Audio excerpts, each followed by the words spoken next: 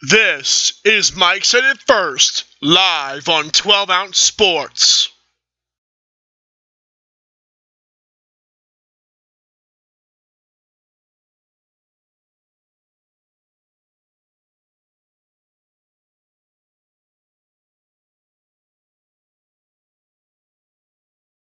Are you ready, kids?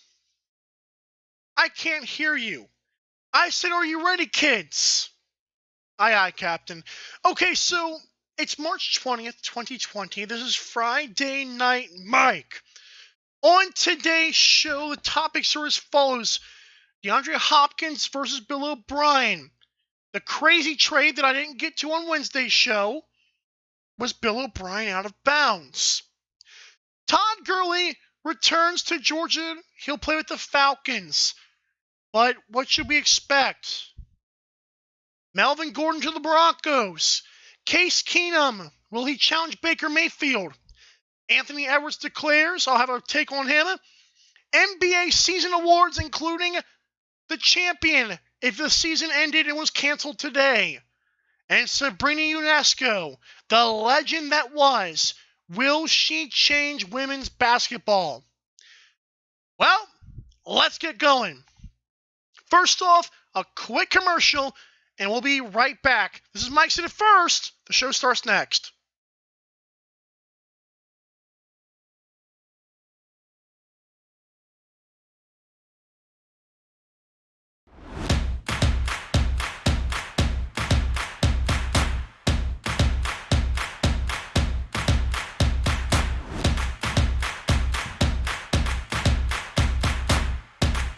DrinkAid, ready for distribution worldwide.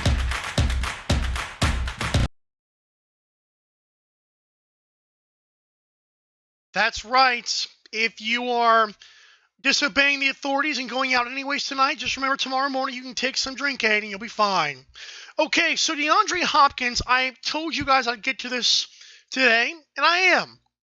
Now, DeAndre Hopkins was traded from the Texans to the Cardinals with a fourth-round pick to the Cardinals as well. In return, the Texans got David Johnson, who's in a wheelchair, a second-round pick, and a fourth-round pick. Yes, we know. It was for a bag of chips and maybe a buy-one-get-one-free Snickers bar. I'm not sure. The fact is, Texans looked pretty stupid.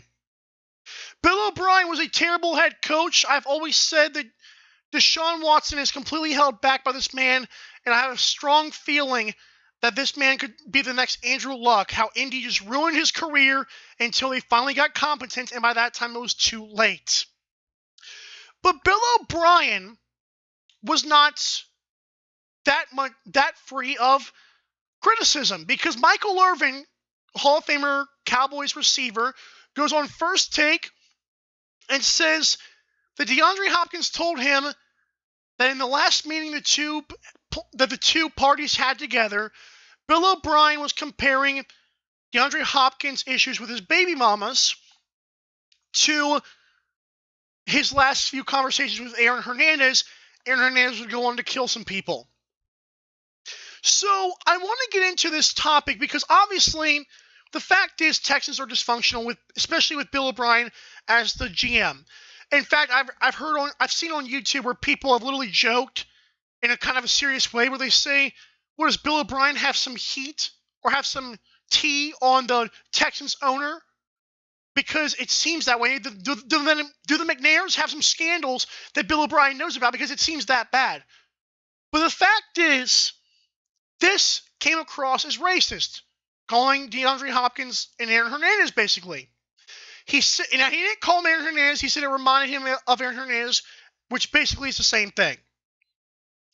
So I thought about this back and forth because I don't want to just assume that Bill O'Brien's a racist. And DeAndre Hopkins did go on Twitter, not denying it, but he did say, hey, me and Bill O'Brien are still boys. I love the man, blah, blah. So Hopkins, I have a feeling this report was a little bit overblown by Michael Irvin. Again, Hopkins did not deny that it happened. But he spoke very highly of a guy who fans seemed to ridicule once they heard that bit of information. It's interesting because I flip back and forth from Bill O'Brien is an idiot, and this should only remain about football. Like Shannon Sharp goes on Undisputed and says, "Hey, this should be about football only, and if you want to give me a life lesson, make sure it's positive." That didn't seem very positive. But I don't think this is as bad as it seems on the surface. And I'm not saying Bill O'Brien is not a complete idiot. I'm not saying that Bill O'Brien does not have some football IQ issues. I don't care if he came from Bill Belichick's coach. That's stupid. I'm seriously wondering how that conversation really went. Because the media and the fans are pushing it to be Bill O'Brien some terrible person because he brought that up, but there was no other reports about what happened in that conversation or why that conversation occurred. I will give Bill O'Brien a pass, not on the trade. I am giving Bill O'Brien a pass for comparing Hopkins to Aaron Hernandez. Okay? I'm not even sure if the baby mama thing was the only problem. Because, a lot of guys, I'm sure in that locker room, have like 10 baby mamas. I'm sure that so many guys in that locker room are a little bit immoral, okay? They're football players, and athletes tend to, have money and women. But to call Bill O'Brien a racist goes beyond football, and it makes it a stupid argument. At first, I could kind of see the point, but the more I thought about this, I'm like, is it really? If Hopkins goes on Twitter and says Bill O'Brien's a great guy, Hopkins obviously was not that offended by the situation. And again, take it as you will. I understand people are going to have opinions, but I'm here to give you mine because that's what we do. Now, as for DeAndre Hopkins with the Arizona Cardinals, I think Kyler Murray has a gem. Now, I'm not the biggest fan of Hopkins. I like Hopkins a lot, but I'm not his biggest fan because I believe when the shutdown cornerbacks come, Hopkins is not very good. Like last season, he played Jalen Ramsey and all kind of different cats, and it didn't seem like he was breaking free for big plays. Like, I feel like Deshaun Watson has benefited Hopkins a lot. Now, I know Hopkins has done very well with other quarterbacks. I mean, like Tom Savage. Like, are you kidding me? Okay, Hopkins has done pretty well.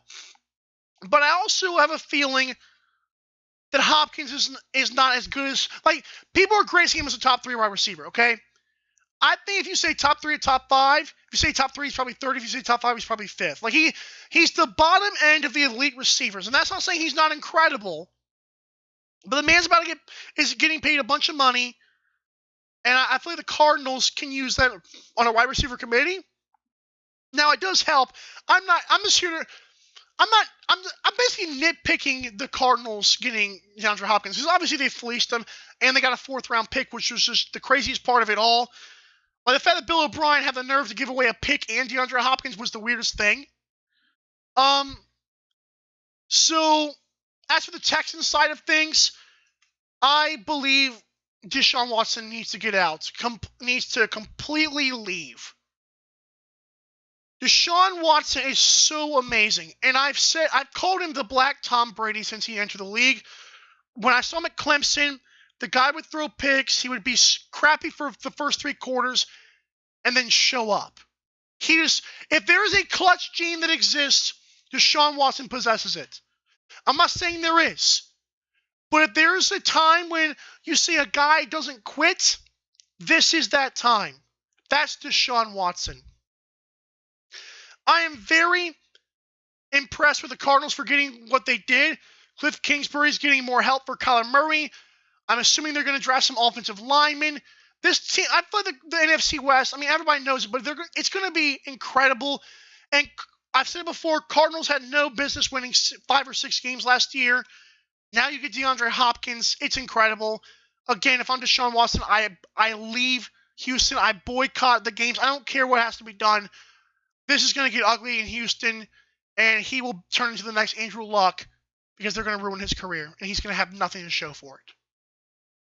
Todd Gurley, the former Georgia Bulldog running back, former Rams running back, was released by the Rams after getting a big-time payday a few years back. And after a few knee injuries, he was released, and now he's signed with the Falcons less than a day later. Now, Falcons have had some fun with it, saying, hey, look, we got him after you guys told us we should. And apparently the Falcons tried to trade for Todd Gurley, and Rams just said, we're going to release him instead. That was weird.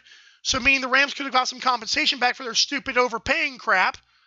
But there's two sides I want to look at in this whole Todd Gurley thing. Number one is a not so important side about the Rams themselves. This season, the San Francisco 49ers made the Super Bowl, and they had a stacked roster. They had a nice young defense. Everything was going perfect until the Chiefs beat them. The Los Angeles Rams, it's funny, a year ago had the same hype. And by hype, I'm talking to you NFL fans. Because the fact is, this 49ers team this year is literally the Rams last year. Todd Gurley, Jared Goff, they had Cooper Kupp, the young defense. This was the team, and then they missed the playoffs. My point is, media and fans are so quick to jump on bandwagons and call the team the next dynasty. It turns out the Rams paid for two of the most important positions. They overpaid them. Todd Gurley and Jared Goff have not been good. Now, before you say, well, Todd Gurley is an amazing player, nobody's denying that. This is where I get to my second part of this whole thing. Todd Gurley's past shows you what's going to happen in his future. Like so many people are saying, well, Todd Gurley performed well. Will he go crazy this year? Yes, he's going to go crazy this year. He's Todd Gurley. We get it. But I said before his draft, when he had multiple knee injuries, I told you guys before, Todd Gurley will always lose his durability. He will always break down at the end of the season. It happened at Georgia twice. With the Rams, they made it to the big game, and he could not even play except for like 5 plays. That's a problem. This man's knees are a problem. He might have a pretty stinking good season. I think he's going to have a pretty good season. I really do. Especially if the Falcons improve their offensive line. Gurley might be pretty good with Julio Jones, Calvin Ridley, and now they have the tight end Hayden Hurst. But it's really bad because the Falcons, if they make the playoffs and go far, Todd Gurley's going to be broken down by that point. The Rams were relying on fat C.J. Anderson. Not saying C.J.'s a scrub, but he's not Todd Gurley. And that's a serious problem. That's a huge problem. You pay this guy all this kind of money to be there when it counts. Listen, you can be offensive player of the year. You can make multiple Pro Bowls, multiple all-first teams. I don't care. If you score 3 points in the Super Bowl, a lot of that is because Todd Gurley was a big part of your offense. And he was hurt. It's sad because the Falcons are... Devontae Freeman, they just released him because he got hurt and then he never was the same. And now you got Todd Gurley. Guess what happened? He was hurt. He's not been the same. I don't know what the Falcons are trying to do here. It's sexy on paper. It's sexy for the fans. That's all it does is put butts in seats. It doesn't do anything else. Todd Gurley is a really good running back for about 10 games. And after that, you better hope you have a second one to take a big load off because that's it. That's it. Melvin Gordon finally got out of the Los Angeles Chargers. The former Wisconsin running back has been incredible with the Chargers, especially with red zone touchdowns. And now he's decided to sign with the Denver Broncos to accompany Drew Lock and that up-and-coming Broncos team. Question is Melvin Gordon a good fit? Yes, I think he is. Melvin Gordon, to me, is still a really good running back. I have not seen much of him because, of course, last season he was sitting out because of the contract. Everybody wants their money. Nobody cares about playing the sport anymore. It's all about, oh, man, I want my money. Listen, I get it. But Melvin Gordon with the Broncos could be a really big fit. I told you guys Drew Lock in a perfect situation could win Super Bowls. But if he has to do it himself, he can't. He's not an Aaron Rodgers. People love Drew Lock so far. I still don't. When pressure comes, he folds like a lawn chair. But Melvin Gordon is a huge load off this young man. And you have Philip Lindsay still, if I'm not mistaken? That's huge. That is huge. And last season, I thought the Broncos did very well. They were in a lot of games. I think as head coach Vic Fangio, the Broncos were fighting all season long. Now, Dolphins and Broncos to me were similar. Both teams had no business, playing well at all. But yet here came Vic Fangio in that defense. They fought, and they weren't bottom feeders. I don't see how in the world they convinced Melvin Gordon to come to Denver. I feel like Melvin Gordon's a bigger name than the Broncos, but maybe he liked Drew Lock. Maybe he likes the smash mouth Broncos team that they are. We'll have to see. I'll tell you what else we'll have to see. I'm going to take a quick break. It's 10:18 p.m. Eastern Standard Time. I'm going to talk Case Keenum to Cleveland. What is Cleveland doing? Is it going to be a problem for Baker? And then later we'll talk Anthony Edwards, NBA awards, and the legend of Sabrina. Stay tuned. Mike said it first is not done yet. We're just getting started.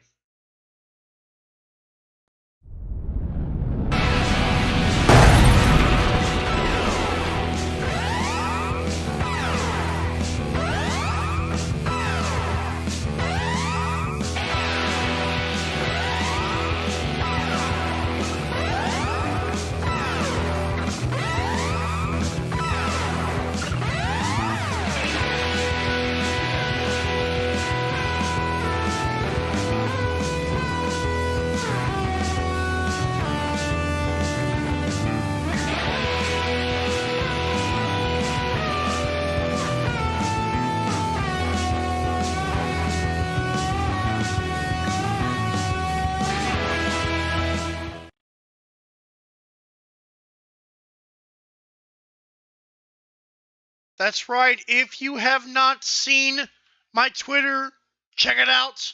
Mike said it first. I'm not going to spell it out because it's right there in front of your face. Mike said it first on Twitter for show updates, full topic list, all kind of goodies. Maybe some giveaways in the future. We're growing and so are you. But anyways, yeah, Mike said it first on Twitter. Don't forget to follow. Okay, we've already discussed DeAndre Hopkins versus Bill O'Brien, Todd Gurley, and Melvin Gordon. Now it's time to get into some meat of the podcast here. Case Keenum, a few days ago, signed with the Cleveland Browns, and I thought that was a very bold signing by Cleveland because you already have Baker Mayfield in place, but you also have new head coach Kevin Stefanski. I was not a fan of Kevin Stefanski in terms of the offensive line against the 49ers because for a guy who didn't know how to use an offensive line that was bad for the Vikings, you could bring him to Cleveland who doesn't have one anyways. I thought that was very interesting. But Case Keenum is bigger than people think it is. Case Keenum is a quality backup, but much like Nick Foles in Chicago, Case Keenum is a borderline starter. I'm not saying Baker Mayfield will not start all 16 games next season. I'm going to give you guys a little bit of a small prediction here. I believe Case Keenum is going to get Baker a run for his money. I believe we might see reports about Baker being mad or about, there might be a quarterback competition. I mean, I believe it could go that far. Again, I think Baker might start all 16 games. But I also am a very firm believer that Case Keenum is not a bad quarterback. Case Keenum's actually pretty okay. Case Keenum's like Ryan Fitzpatrick. He's like a Nick Foles. They float around. They don't screw up places. They play okay and they win some games. If you're the Browns, I know you have Austin Hooper, who I love. You've got Odell. I guess they're going to keep him right now. I don't think he's going to be traded. They have Jarvis Landry. It's very interesting, man. Why would you bring in Case Keenum? Like, it's one thing to bring in, like the Giants brought in Colt McCoy, and I like Colt McCoy, but he's not Case Keenum. The fact is, Case Keenum is going to give Baker Mayfield a run for his money. And I'm not sure Baker can handle that. We've seen Baker flip off fans. He will talk smack to any fan that's heckling him, and that shows you that stuff gets in his head. The kid's very immature. Maybe he's had a makeover this offseason. Doubtful. But the fact is, Baker Mayfield lets stuff bother him. So let's say the media is saying, well, what do you think about Case Keenum? Let's say the media is asking Baker questions. He might explode. And maybe that's good for him. But I don't think it's good for Baker Mayfield. Like, Baker Mayfield does not need any pressure. When pressure's on Baker, he might be stupid. He might make dumb decisions. And man, the Browns are playing with fire. Bringing Case Keenum, I'm not sure what the deal is there. But I'm predicting that we might see a lot of reports come out about Case Keenum and Baker Mayfield battling for a QB position. And I'm not sure Baker really needs that. Like, I believe Nick Foles and Mitchell Trubisky will be a lot happier relationship than Case Keenum and Baker Mayfield. And if I'm Case Keenum, I'm waiting for the day Baker Mayfield just throws 4 interceptions, and I'm like, okay, I'm ready to go. Like, Case Keenum is gonna be ready to go when the Browns need him, and you let Baker screw up the first 2 or 3 games. Oh yeah, oh yes. Case Keenum will start to be a replacement for Baker. Then the Browns will have another quarterback issue. I hope it doesn't happen for the Cleveland Browns' sake. I know those fans are very loyal, and they have suffered for a long time. But man, oh man, that does not look good. Transition to the NBA a little bit here. Anthony Edwards of the Georgia Bulldogs, well, that's where he played college at until college was canceled. Anthony Edwards is supposedly a top one or 2 or 3 pick in the NBA draft. Of course, you've got guys from New Zealand like LaMelo Ball. Yes, that LaMelo Ball. You've got R.J. Hampton who plays in New Zealand as well. You got James Wiseman who played for Memphis and then, decided to say screw it. You got Udoka Azubuike from Kansas, but a lot of people love this Anthony Edwards kid. And here's what I see about Anthony Edwards. Devin Booker. Now, why do I say it like that? Like, I have a feeling when you listen to this show, if you're listening live or if you're listening on the replay, thank you, by the way. If you're listening, you're going to say, why did he say Devin Booker like it was a bad thing? Because I have an opinion that I've told you guys before. Devin Booker's a great scorer. Kyrie Irving is a great scorer. You guys realize how many guys in the G League can score, though? But there's a reason. I'm not saying that the Suns are not dysfunctional, but there's a reason why Devin Booker has not put them over the top yet after like 3 or 4 or 5 years. There's a reason for that, okay? If a dude, like the fans hype him up as some ever-changing, irreplaceable player, and they don't do anything. Like, eventually, basketball, you can rely on one guy more than other sports. So, when I see Anthony Edwards, I see a 25 points per game scorer. But what else does he have to offer? He's not very tall for a 2-guard. Like, I think 2 guards should be like 6'6". And especially, like, they should be long. Anthony Edwards can get buckets, but what else can he do? Maybe he can pass. Maybe I should watch some more tape on him. But, I mean, saying he's Devin Booker is not a slight if you're picking the top 5 or top 10. But if you're the number 1 pick, man, I'm sorry. I'm going James Wiseman or LaMelo Ball. LaMelo is bigger. He can also pass better. He's more of a willing passer. And James Wiseman is just a freak of an athlete. So why pick up Devin Booker 2.0 if you can get the amazing point guard who's tall, or you can get James Wiseman? Like, I don't understand that. And again, I haven't seen much of R.J. Hampton from New Zealand, but I've heard he's pretty good too. So for media and fans to say, oh, this guy's the number one pick, no, I'm not sure about that. I think there's about 3 guys better than him in this draft. Again, he will score 20 to 25 points a game easily in his career. But Markelle Fultz was a really good scorer. Devin Booker's a really good scorer, still is. And he's just good for 2K because he's not good at winning. Zach LaVine can score, but he's not good at winning. Just saying. NBA awards, if the season ended today. And, well, if the season ended a week ago, which it did. It's pretty pathetic. Now, there's a guy on Deadspin who I commented on early on Twitter, my personal account, where I said, hey, are you, like, come on, dude. Like, he said, why the NBA season will be canceled and why you should stop being in denial.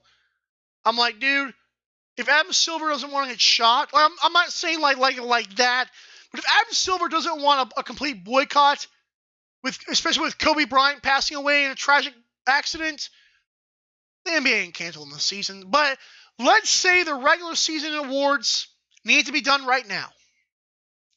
Here they are. MVP of the league. LeBron is up there, but it's Giannis Antetokounmpo. What he did with the Bucks this year was incredible.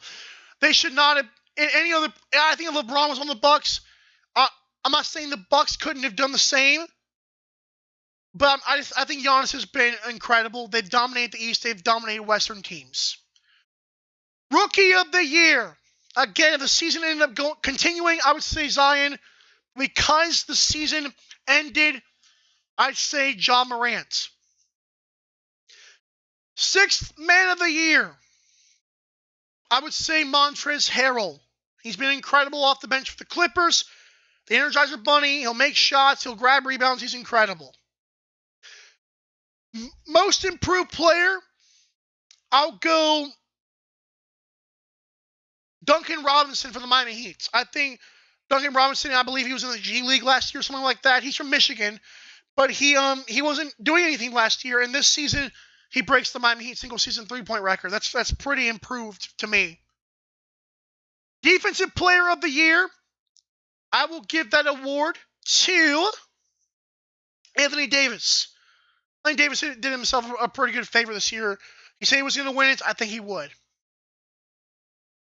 Coach of the Year, I would say proudly Nick Nurse of the Raptors. Raptors had no business being that good, especially with the hype around Kawhi. Oh, yeah. Coach of the Year, Nick Nurse. Now, if we came to the point, and I don't think we will, where we had to crown an NBA champion, I would say the Milwaukee Bucks. I think Lakers would win in a series, but if they couldn't play at all and they had to start the next season, I say Bucks with a gun to my head. I mean, I'm not saying the Lakers would not win a series. I'm saying the Bucks, if they had to just call it, well, like it ended. That's what I would say. That's not because of record, because Lakers had a pretty good record. I'm saying the Bucks because they did beat the Clippers and Lakers. They beat the Rockets. They beat the Eastern teams. I mean, what else can you say? I actually would want to see a West Finals and an East Finals.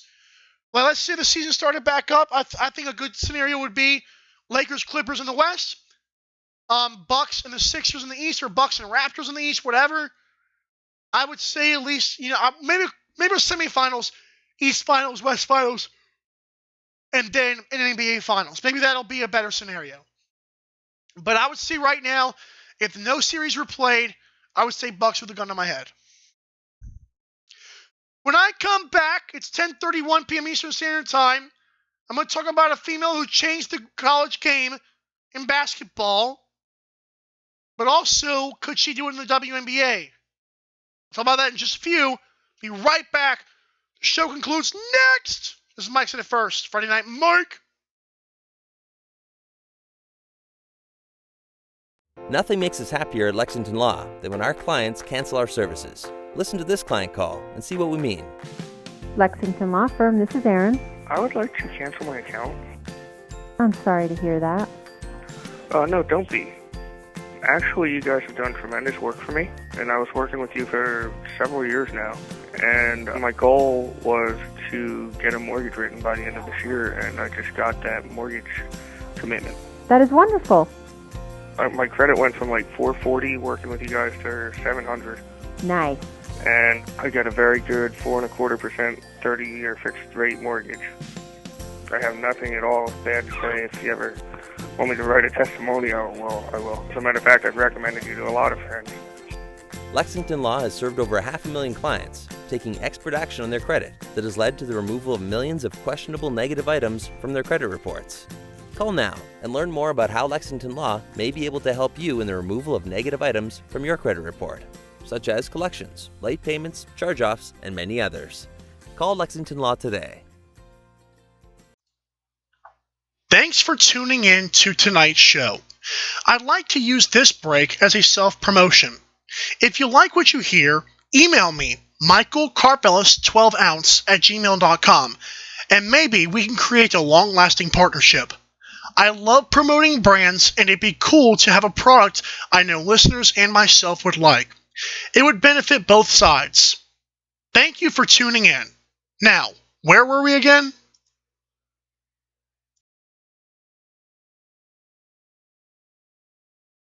That's right. Don't forget to follow the show on Twitter.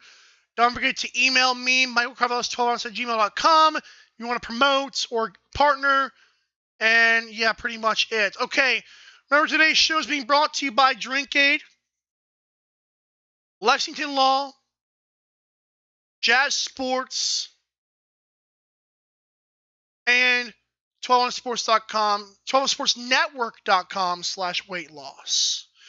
Okay, final topic of the day, but first a show recap presented by nobody. DeAndre Hopkins and Bill O'Brien, of course, the Texans parted away with the DeAndre Hopkins, and I believe Cardinals are going to look pretty good in the NFC West, while Bill O'Brien was not totally out of bounds when he was talking with the Texans wide receiver, the former Texans wide receiver, because the fact is DeAndre Hopkins ended up saying he's a great guy, so I'm not sure if the media really reported that correctly. Todd Gurley, his knee injuries, man, he'll play 10 good games. He'll be really good with the Falcons next season, and then he'll be Devontae Freeman, man. That's just how it is. He's really good, but he's fragile. Melvin Gordon is a really good running back. I'm surprised he went to Denver. But hey, Drew Lock needs him, and Vic Fangio's team got a big boost. Case Keenum, if anything, will get Baker Mayfield fits and make him an even bigger temper tantrum guy. Baker might start all 16 games, but let Baker screw up for the first 3 or 4, and Case Keenum saying, I'm ready to go. Anthony Edwards is literally Devin Booker, but Devin Booker ain't winning with the Suns. And, I mean, scorers score. But I believe LaMelo Ball and James Wiseman, possibly R.J. Hampton, are all better than Anthony Edwards. Not saying he couldn't score 20 to 25 a game for a career. How much rings are you going to give me for a number 1 pick? And my NBA awards were as follows. The MVP was Giannis Antetokounmpo. Sixth Man of the Year, Montrezl Harrell. Rookie of the Year, John Morant. Defensive Player of the Year was Anthony Davis. Most Improved Player, Duncan Robinson. Coach of the Year, Nick Nurse. And my NBA champion with a gun to my head with no series being played were the Bucks, but I would pick the Lakers if the finals were played. And now it's time for the final topic of the night. This is Friday Night Mike. Oregon Ducks star Sabrina Ionescu changed women's college basketball for the better. We've seen cats come out like Brittany Griner, Diana Taurasi, Maya Moore, Brianna Stewart.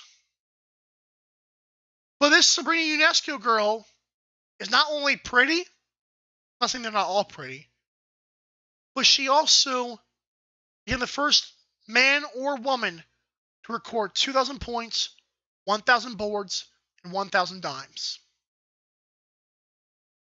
The fact is, the WNBA is on the rise.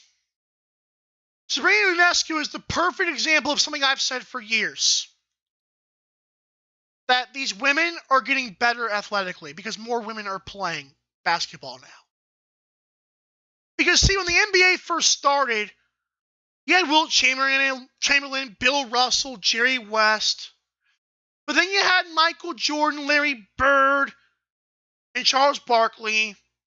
Then you had Kobe and Shaq and LeBron. Now you got Giannis, Luka, etc. and Zion. The fact is, the NBA got better athletically. People don't want to admit that games back then were not accessible. To this day, video footage cannot be found of Wilt Chamberlain's 100-point game, leading some to believe that it's not, it's not existing. It didn't happen. WNBA is at the time where Wilt Chamberlain was, but WNBA has social media in its favor. The WNBA is on the come up, and Sabrina Ionescu has been widely reported by the media. She's been revered by the media, and fans should take note. I get it when you're on Twitter or social media in general, you'll hear "get back to the kitchen." You'll see if it's boring to watch, and I get it. They're not very pleasing sometimes. Just a bunch of girls running around throwing a ball in the hoop and not much dunks. But Sabrina Ionescu is the example I've been looking for. The woman that comes in, and although we've had some good players, she's going to be the great one. Sabrina, again, did something no man or woman had done before with her stats. And I believe Sabrina is the next face of the WNBA and possibly the first face people will remember. Again, Diana Taurasi, Brianna Stewart, Maya Moore, Brittany Griner are all incredible. The fact is, Sabrina could be coming at the exactly right time with the great stats behind her. Thank you so much for listening to Mike Said It First. I know there's about 20 minutes left, but hey, I ain't going to drag this thing out. You know what we do. We do about 45 minutes each time, sometimes 50 minutes, but I don't like to drag it out for you guys. Thanks so much for tuning in. I'll try to be back Tuesday. Some more coronavirus news. Somebody in my county tested positive, which means I'm now bored for a while, and if my work shuts down, I'm going to be really depressed. Okay. Have a great one. Thanks again. This is Michael Carvelis and Mike Said It First. Thank you to 12 Sports Network. Follow them 12OZ Sports on Twitter and Instagram, and check us out. Anywhere. We're out there. We're out here. We're on the come up. But hey, enjoy your Friday. Have a good one.